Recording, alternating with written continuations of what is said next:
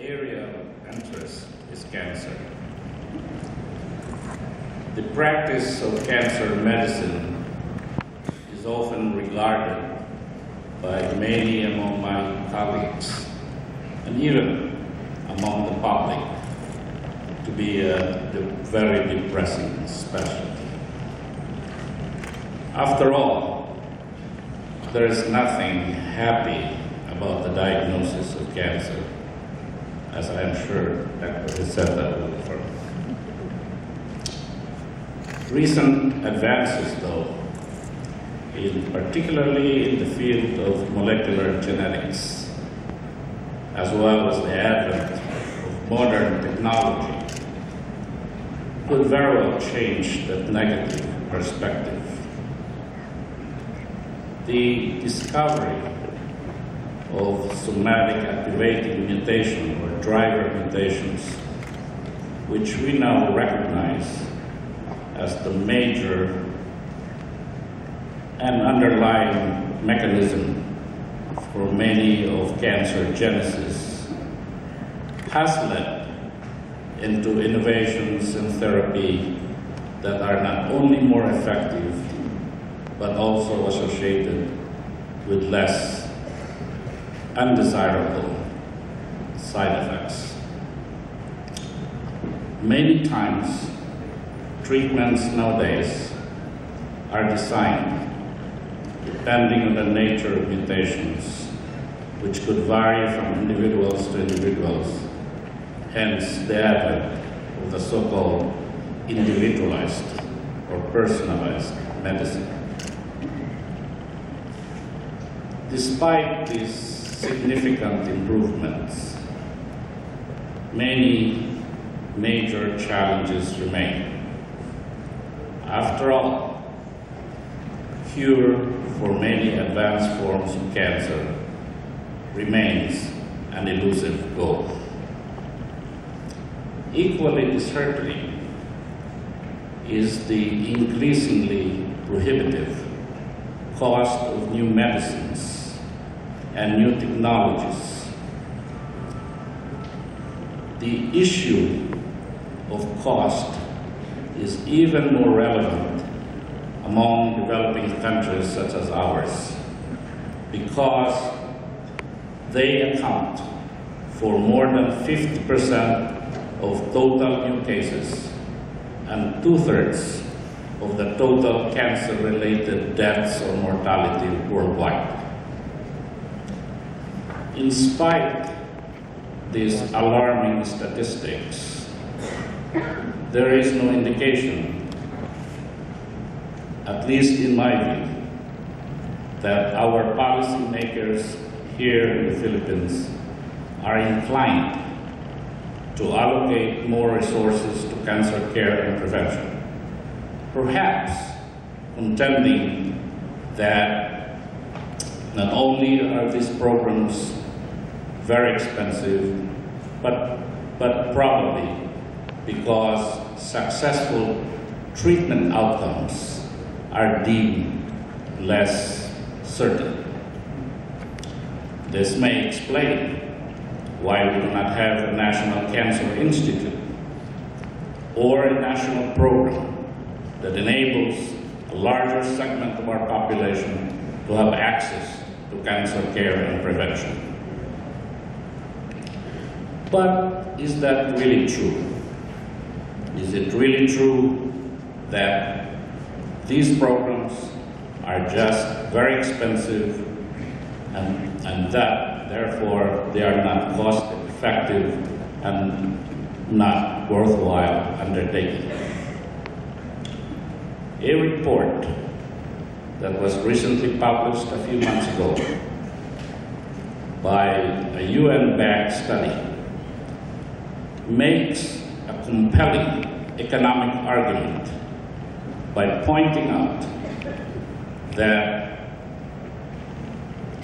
painful deaths and shortened survival from preventable and curable cancers are very costly in terms of economic productivity and development.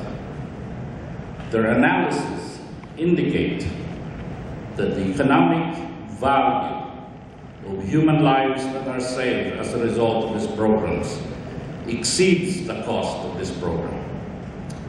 Simply put, dying from cancer is more expensive than living. Dying is more expensive than living. They predict that if their recommendations were acted upon, cancer could very well be a good news story in the years to come. And therefore, my specialty would no longer be depressing. Now to the awareness. In my nearly 40 years of clinical practice, the biggest source of utmost pride and profound satisfaction for me has been the expressions of gratitude from many of my patients, their families, and friends.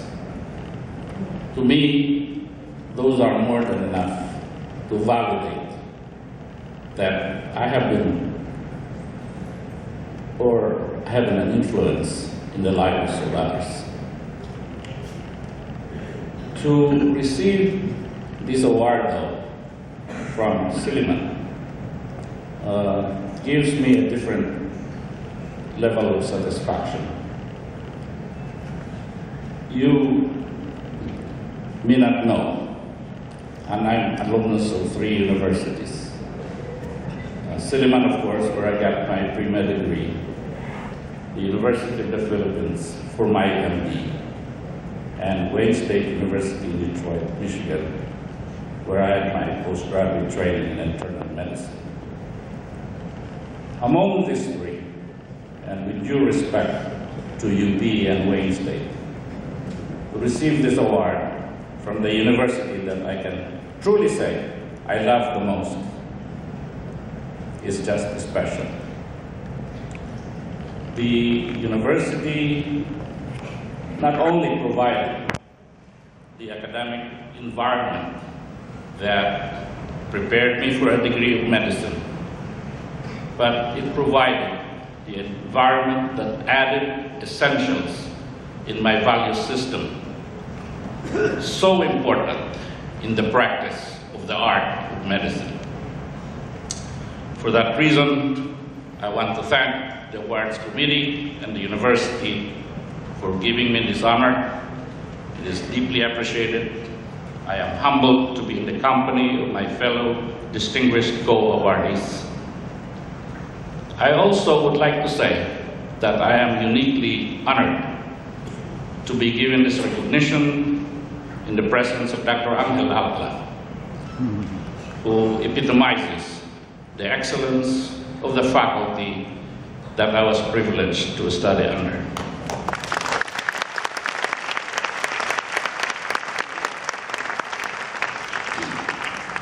I share this award with my family, foremost of which is my wife.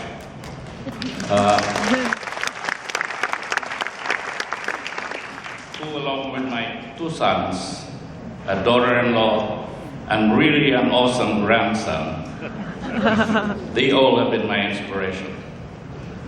I want to acknowledge my late parents, my brothers and sisters, and that includes, by the way, the late mother of our president. They, along with our church, have been the major influence in my conduct, in my professional life and personal life. I want to honor the memory of a classmate, a true Sillimanian, a dear friend, Dr. Ernesto Ang.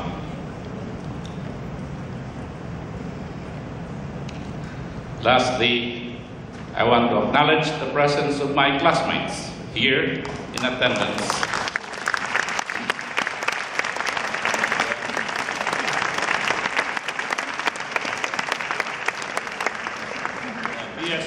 Class of 1967.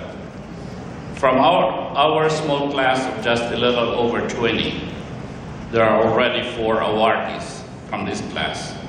And I challenge any class here to come up with more number of awardees.